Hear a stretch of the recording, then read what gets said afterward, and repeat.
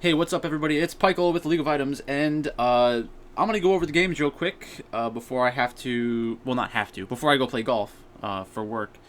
But yeah, the games last night. JDG went 2-0. FPX won 2-1. LGD kept it close. I have them ranked roughly the same in my rankings, but I do have FPX higher still. I mean, they're still a more talented team long term.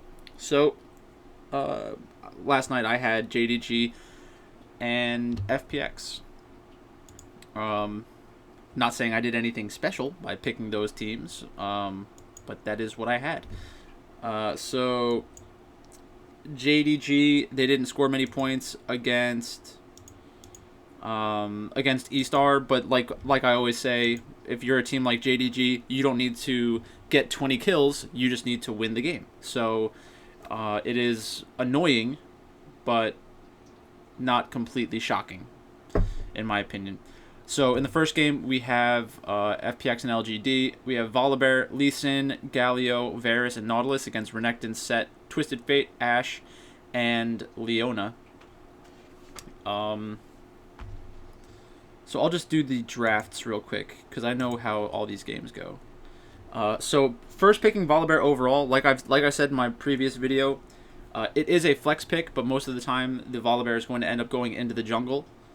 This game was an exception to that. It ended up going top lane. So then we have Twisted Fate locked in, which is a very popular pick. I think it's overrated right now, but that's fine. Ashe was the first 80 carry picked, which is a good champion for Kramer, but as I've said in the past, I think that Kramer's more of like a Senna style of player, where he's not going to be the primary carry for the team. He has had some performances where he can carry, but he's just not that kind of player, in my opinion, especially against a bot lane like LWX and Crisp. I think it's roughly the same, but LWX and Crisp are slightly better. So we have Renekton locked in, which is probably an okay matchup against Volibear. But they don't know that Volibear is being played in the top lane. So this allowed FPX to pick the Volibear. Then we have Nautilus locked in, and we have Leona locked in. So I don't have any big issues with either of these drafts. The one thing I would say is I'm surprised that LGD banned away the Senna and the Aphelios, because they are a good Aphelios or a good Senna team. So I think that's probably a mistake, but maybe their read was that FPX was also looking to play that. I did not watch this game live.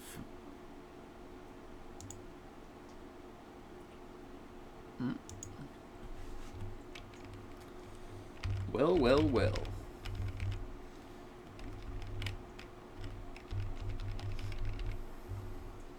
Alright, so I'm guessing we're going to get one gigantic team fight that changes everything.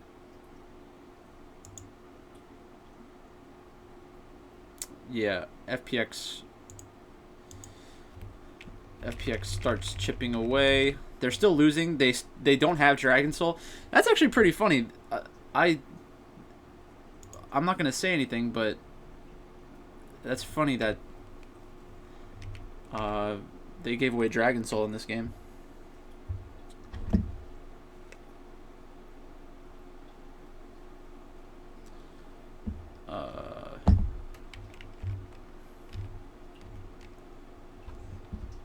So FPX was trying to fight that dragon. They lose the fight. They give up another kill. They lose the dragon. So now, like, if you could bet on this game live, this is a time where you're like, oh, LGD has Dragon Soul. There's no way they lose this game, right? But let's see. Okay, so FPX, and this is actually a great time to talk about this. So I'm going to talk about this, then we'll go into the next two drafts, but I'm not going to look at any plays during the games. FPX, the reason why they're one of the best teams in China and one of the best teams in the world is because even when they are losing, they know how to get back into a game. Okay? Spoiler alert, they get back into this game. So right now, LGD is setting up for Baron. FPX is looking for a pick. They find Mark with a Nautilus hook, and they're able to take out Mark very fast. So this is the kind of thing. This is called a pick. This is considered a pick. And basically now it's a 5 versus 4. So even though there's a gold deficit on the side of FPX, the fact that it's 5 versus 4 is more important because every champion on LGD is worth probably between 8 to 10,000 gold, maybe a little more than that, probably 8 to 12,000 gold. So the fact that one of the champions is gone means that FPX is effectively in the lead in this game once that player is taken off the map. So the death timers are pretty long. If they have an extended siege or find another pick, they would be able to get Baron. So they're going to back off onto Baron, and the aggressive play, the correct play in my opinion, is to force this fight, even if it's a 50-50, because you know that you still have a 2-player advantage. So now they're going for a flanking opportunity. They have a ward by red buff. That means Volibear is going to try and get onto the back line. Lee Sin is coming out, also looking for a flank. It's a very close fight. It's not a foregone conclusion that FPX are going to win this fight.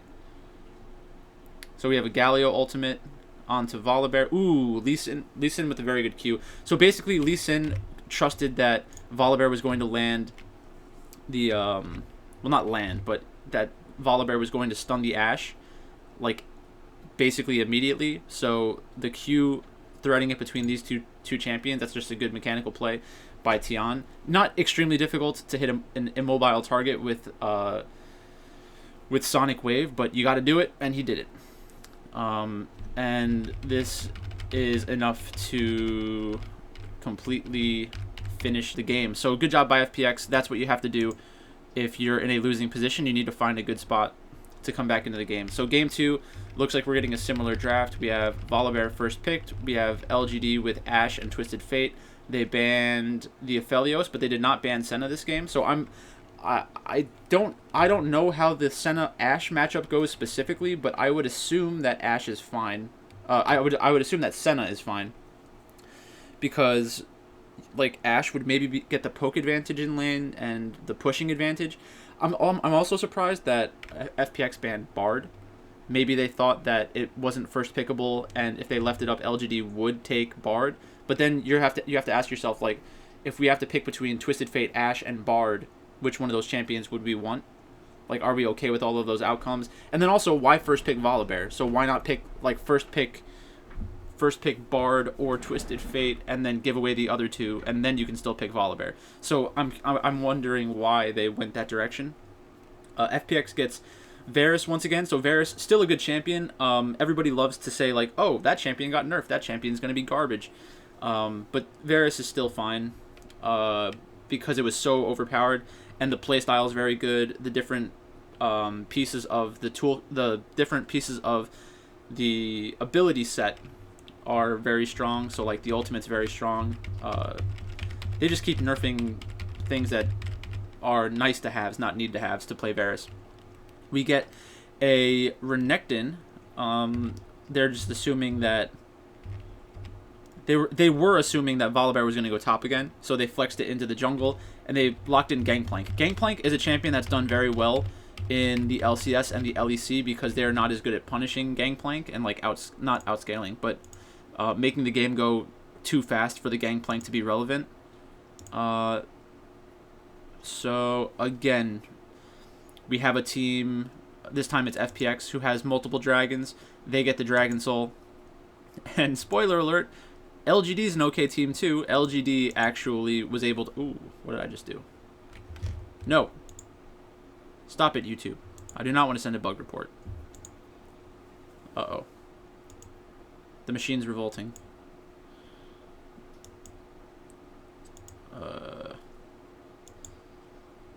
So this is just a bizarre day, or a bizarre match, where we have two teams losing with Dragon Soul. That almost never happens. But the gold lead for LGD is very high, and it's not like, I still think that FPX is probably stronger at this point in the game, even with the gold deficit, because they have the better scaling top laner. They have similar in the mid lane. Varus is similar to Ashe, not a huge advantage there. So the advantage in top lane really should be enough for them to win this game, in my opinion, especially since they have the Dragon Soul. They do have a gold deficit, but that Dragon Soul is worth a lot of gold. The Infernal Drake is worth a lot of gold. The Mountain Dragon's worth a lot of gold at this point. So I think once you take all those things into consideration, it's probably just completely even in terms of like effective strength. So the game is going to come down to a team fight or a macro decision. So LGD looks to start up. Oh no! Don't tell me they split push and win this game. LGD starts up the dragon. FPX contends. They're looking to kill the dragon and then go back to base. But the problem is that it's going to take you like 8 seconds to get back to base. So they're killing off the minion wave with Gangplank ultimate. Does Peanut get the steal? Ooh, Peanut with the big steal. So whoever won that smite fight was probably going to win the game. Because then you get the execute from Elder Dragon. So, wow. This is a very surprising game.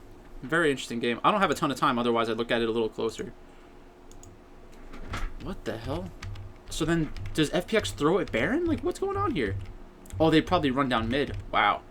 So basically, this is one of the reasons you can pick Twisted Fate, is just to split push and be annoying. We saw this in the Golden Guardians match. So, the minions were in the base. The minions weren't even in the base. So this was without the backdoor bonus. So this is pretty risky by Xie, but Xie must know that he can kill roughly 1/2 of a tower without having any minions to help. No, I didn't see what the starting health was for that, but that's an interesting way to win a game. And it does show that LGD is not afraid of making risky plays, which is good. Against Dragon Soul, it's probably the smartest way to try to win a game, is by something sneaky. So, okay, now in the last game, we have Aphelios is still banned, Senna is not banned, FPX first picks Twisted Fate, so LGD had Twisted Fate the first 2 matches, now Doonby is on the Twisted Fate, maybe this was their plan all along. LGD grabs the Ashe and Bard. So basically what we're seeing from FPX's draft is that they have a high priority on Nidalee and Graves when they're playing against Peanut, because Peanut is very good at both of those champions. Peanut also plays Volibear, so FPX was trying to ban out 2 of Doonby's champions, ban out 2 of Peanut's champions, pick Peanut's 3rd best champion in their mind, and then ban away the Bard. So now they decided just ban out Peanut and give up the Bard. So they had a very high priority on Bard, because Bard's a very good champion. So we had Twisted Fate locked in first, and we have the Ashe and the Bard once again. If I was LGD, I'd probably go away from this strategy, because Ashe has not worked out for you in the first 2 games. You were able to win the second game, but it wasn't because of the Ashe. It was because you made a good shot calling decision. So then we have Kalista and Nautilus. Like I said, I'm not a huge Kalista fan, but she does help with objective security. Then we have Syndra locked in. So Syndra against Twisted Fate. I probably prefer the Syndra side of that, because it's easier to execute. If you get a lead on Syndra, it doesn't matter if Twisted Fate can split push, because when it's the 5v4, you have additional tools to engage with the Ashe, Bard, Syndra Scatter the Weak, one-shot somebody. LGD does not go for the Kindred here, so I think this was an interesting decision by them to take Trundle over Kindred, because Trundle only really has the Nautilus as a target for Subjugate. And like I've said, I don't think Trundle is great right now. He's popular, but he's not a great champion. I like Kindred more than I like Trundle. It is a difficult team composition to play as Kindred, though. You should have had the advantage top lane, you should have had the advantage mid lane, and then bot lane was like a 50-50, so you might not have the pressure you need to collect all of your marks, but I still think that was kind of a mistake. But FPX ends up winning game 3 in pretty convincing fashion. So let's go to tomorrow's games real quick.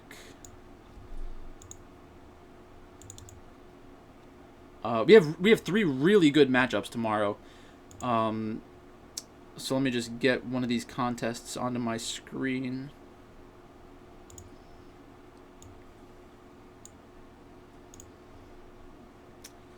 All right, so we have Afrika Freaks against Hanwha Life. So we will have the lineups for that game.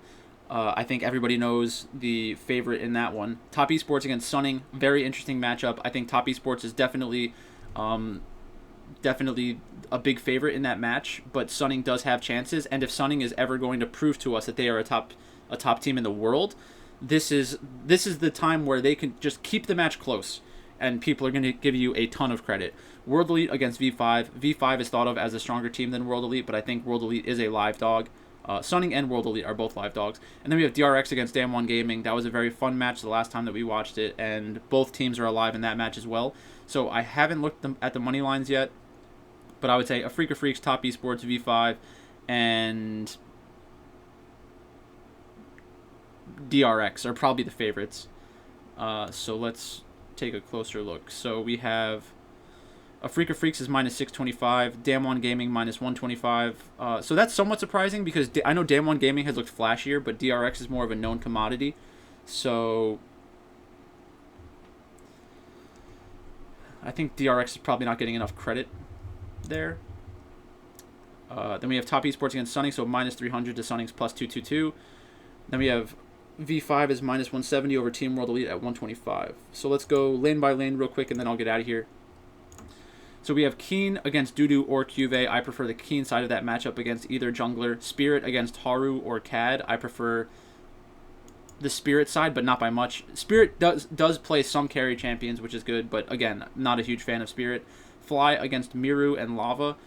I don't really like any of these mid laners, but I like Fly better because of his team's chances to win. Mystic against Viper. I prefer Viper.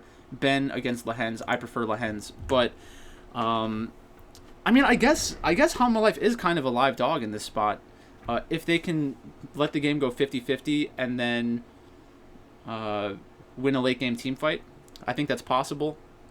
They did manage to take a game off of T1, so they should be able to take at least one game off of Afrika Freaks. Still unlikely that they win the match, but they have chances. I think Afrika Freaks versus Hanwha Life was like a ridiculously high-scoring match last split as well. I think that's the Kog'Maw game that I always remember. So that's just something to keep in mind as well. Top Esports against Sunning. 369 against Bin. Very close. I think everyone will just say that 369 is much better than Bin, but Bin has played very well this split. Karsa against SFM. Karsa's the better player, but again, SFM has been playing very well this split. Plays the carry champions. I could see Sunning getting like Graves or Nidalee into Lee Sin in several games, and that would make me very happy if I was a Sunning fan. I am kind of a Sunning fan, but I don't like Sunning that much more than Top Esports. It's just that relative to everyone else, I like Sunning more than I like Top Esports. Knight against Angel. Knight's the better player. I'm not a huge Angel fan, even though I like Sunning. I prefer the Knight side of that matchup, obviously. Jackie Love against Huanfeng. This is a very close matchup. People are always talking about how great Jackie Love is. Jackie Love's ability... The things that make Jackie Love a world-class AD carry are decision-making, shot-calling, and mechanically he's just as good as most players, but he's not like an exceptional mechanical player, I don't think. Like, he doesn't leap off the screen as much as somebody like Knight relative to mid laners. So I think Huanfeng and Sword Art will be able to go head-to-head with Jackie Love and Yu Yanja. So that's going to be an important thing to watch out for. The drafting will be very interesting to see if they get rid of Aphelios in every single match. I hope that they're not planning on playing Jhin, because Jhin is hot garbage. Not much more to say about that one. V5 against World Elite. Bu against Morgan. I prefer Morgan. Wei Wei against Beishang. I prefer Beishang. Mole against Teacher Ma. I prefer Mole. Samdi against Jiaomeng. PP God against Missing. The bot lanes are even in terms of skill. It's going to come down to does V5 continuously get Ashe and Bard? Like, are you really going to give those champions away? I don't think so. So the draft, again, will determine this match, basically. And then DRX and Damwon Gaming. Damwon Gaming is a slight favorite. Yeah, it's the closest match on the slate. Nogri against Doran, I prefer Nogri. Canyon against Piosik, I prefer Piosik. But Canyon has been playing well. Again, I don't know. I don't know what the disconnect is in my mind, but I just don't believe in Canyon. I honestly just don't know what it is. He doesn't seem like a carry jungler, even though he has some matches where he has a ton of kills. Just I don't know. I don't know why I have that bias, but I do. Showmaker against Chovy, both very good. Ghost against Deft.